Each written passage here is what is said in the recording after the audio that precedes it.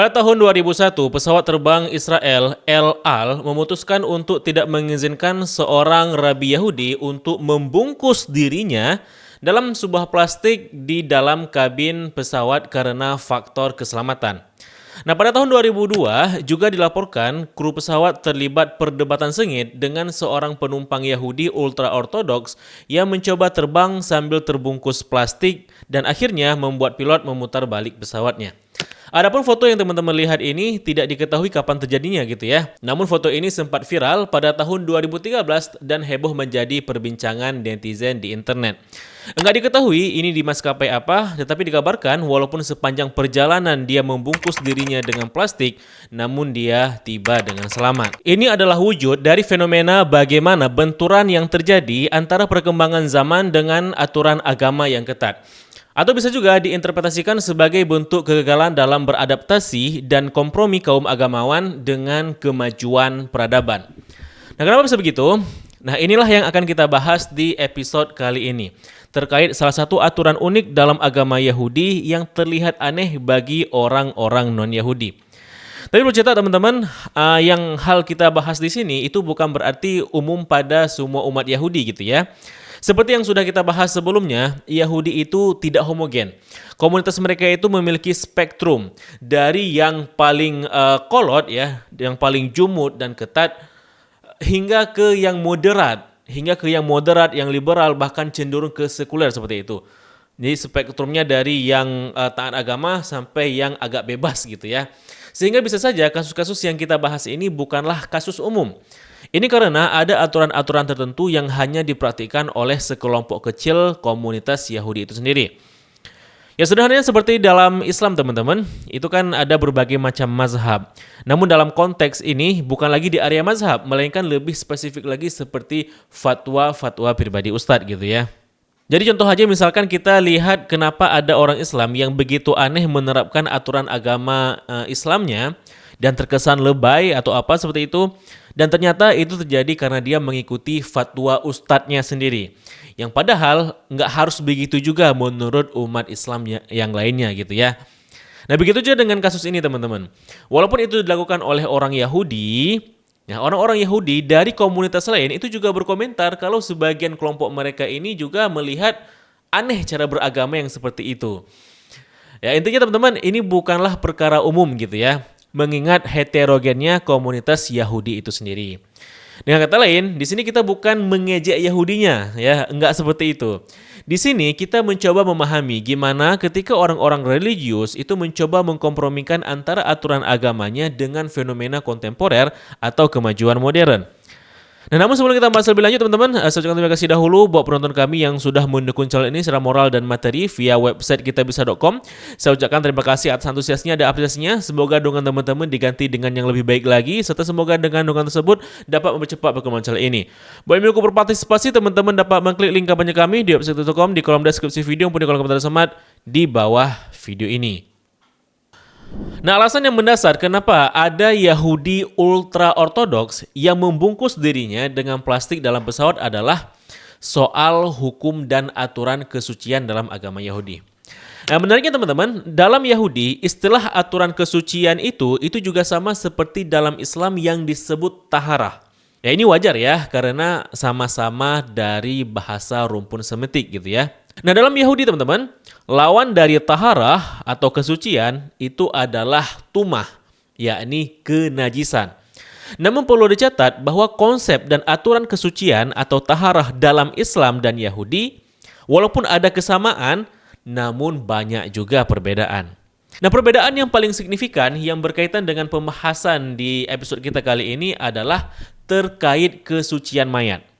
Jadi dalam Yahudi itu, jenazah manusia itu dianggap sebagai najis yang paling tinggi, yang disebut Avi Avot Hatumah, bapak dari bapak kenajisan, seperti itu. Hal ini teman-teman bersumber dari pengajaran Taurat dalam Bilangan pasal 19 ayat 11 dan ayat ke-16. Jadi jenazah itu disebut sebagai najis mayit atau tumah met dalam bahasa Ibraninya. Nah, karena mayat itu adalah najis yang paling ultimate, ya gitu istilahnya, sehingga dalam Yahudi itu ada komunitas khusus yang khusus mengurusi jenazah orang-orang Yahudi yang disebut Hebra Qadisha.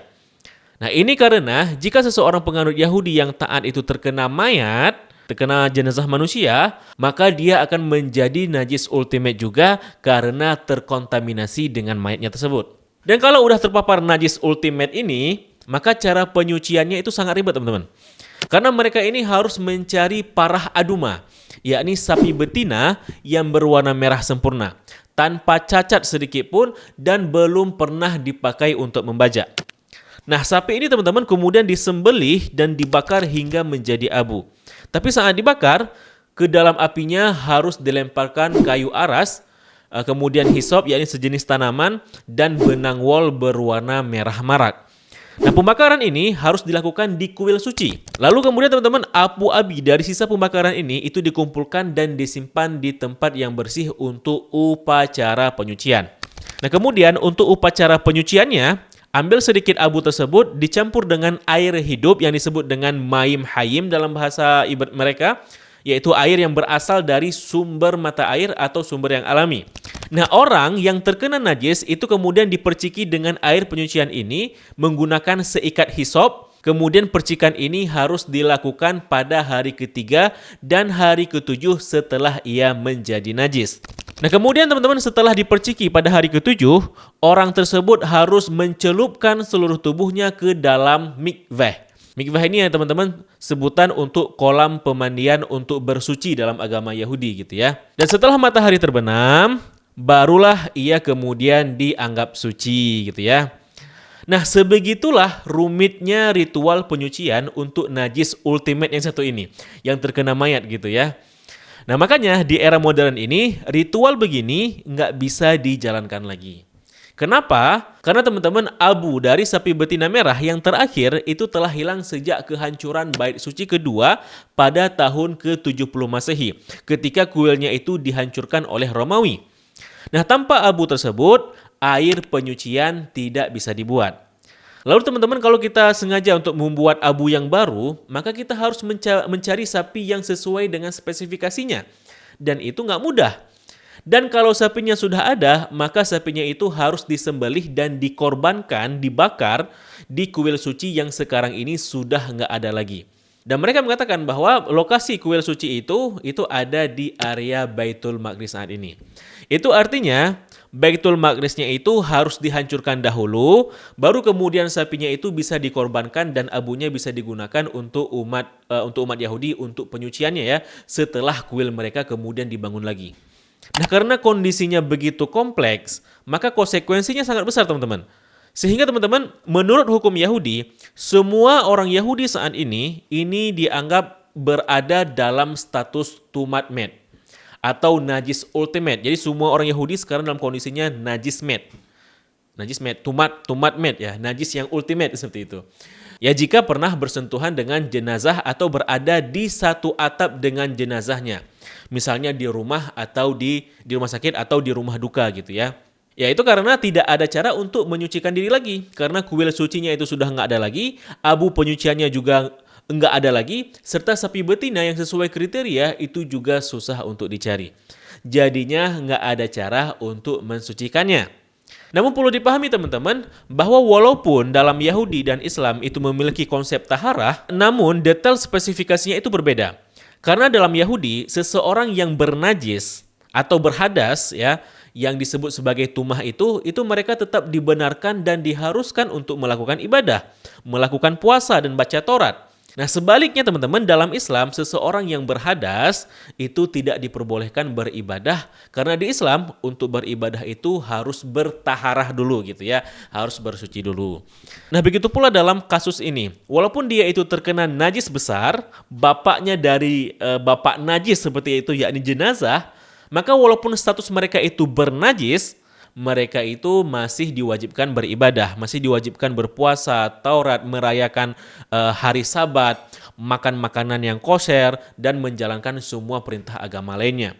Jadi kenajisan mayat itu hanya berefek pada hal-hal yang berkaitan dengan kesucian bait suci mereka, kuil utama mereka. Nah, jadi karena bait sucinya itu saat ini sudah nggak ada lagi, Jadi ya nothing tulus gitu ya, nggak ngaruh apa-apa bagi seseorang yang udah terkena najis ultimate ini gitu.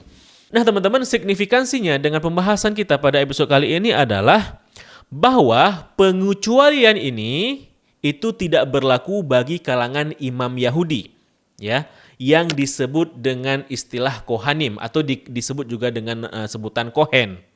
Jadi perlu dipahami teman-teman, kalangan imam dalam Yahudi yang disebut Kohanim atau Kohen itu hanya diperoleh dari garis keturunan, yakni dari garis keturunan Nabi Harun. Di mana Kohanim ini itu ditugaskan untuk melayani umat di bait suci, di kuil utama mereka. Nah walaupun sekarang bait suci itu sudah nggak ada lagi, dan diyakini lokasinya itu ada di Baitul Maqdis gitu ya, maka status Kohanim itu sebagai pelayan di bait suci ya itu masih ada. Jadi mereka ini mau tidak mau harus menjaga status kesucian mereka agar tidak terpapar dengan najis gitu ya. Agar apa? Agar kalau misalkan tiba-tiba Baitul Maqdis itu berhasil dikuasai dan dihancurkan, lalu kemudian didirikanlah bait suci mereka, apakah oleh Mesiah mereka dan sebagainya, maka para kohanim-kohanim ini sudah siap untuk melayani ritual di kuil tersebut dalam kondisi tubuh yang suci dan terhindar dari najis gitu ya. Nah inilah sebab dalam komunitas Yahudi yang taat, sampai sekarang ini para imam atau kohanimnya atau kohennya itu tidak akan pernah mengurusi jenazah orang-orang Yahudi. Tidak akan berkunjung ke rumah duka yang ada mayatnya seperti itu, tidak berkunjung juga ke rumah sakit yang satu atap dengan kamar mayatnya, dan tidak berkunjung ke kuburan. Kenapa? Karena itu akan membuat mereka najis. Nah, hal ini itu dijelaskan dalam Taurat dalam Imamat pasal 21 ayat 1 sampai 4 gitu ya. Nah, jadi teman-teman, radiasi najis mayat ya dari jenazah itu akan terpapar pada orang lain jika berada satu atap dengannya menurut pemahaman ini. Nah ini teman-teman disebut dengan istilah tumah ohel, di mana secara sederhana kenajisan dari jenazah itu adalah satu-satunya jenis najis dalam Yahudi yang bisa menular tanpa kontak fisik sama sekali. Ya seperti kuman yang terbang di udara lah gitu ya, istilahnya gitu ya. Sehingga setiap ruang yang tertutup yang memiliki atap atau penuduh itu dapat menyebabkan radiasi najis dari sebuah mayat yang ada di sana. Nah itu bisa berupa ruangan, rumah, apartemen, rumah sakit, goa, mobil, bus, kereta, bahkan pesawat yang ada mayat di dalamnya, maka najisnya akan terpapar kepada penumpang lain. Nah aturan ini teman-teman itu disebutkan dalam Taurat Bilangan pasal 19 ayat 14. Inilah sebab kenapa kita melihat ada seorang Yahudi ultra-ortodoks yang kemudian membungkus dirinya dengan plastik di dalam pesawat. Kenapa seperti itu? Karena pasti saat itu ia menduga kuat jika dalam pesawat itu terdapat kargo peti yang berisi mayat. Dan dengan kondisi begitu, maka dia disebut sebagai satu atap dengan mayat, yang konsepnya seperti tadi ya. Satu atap dengan mayat. Dan itu akan menajiskannya, akan mengkontaminasi kohanimnya seperti itu. Oleh karenanya terkadang teman-teman mereka ini akan bertanya dulu kepada kru pesawat, apakah ada kargo yang berkode HUM ya.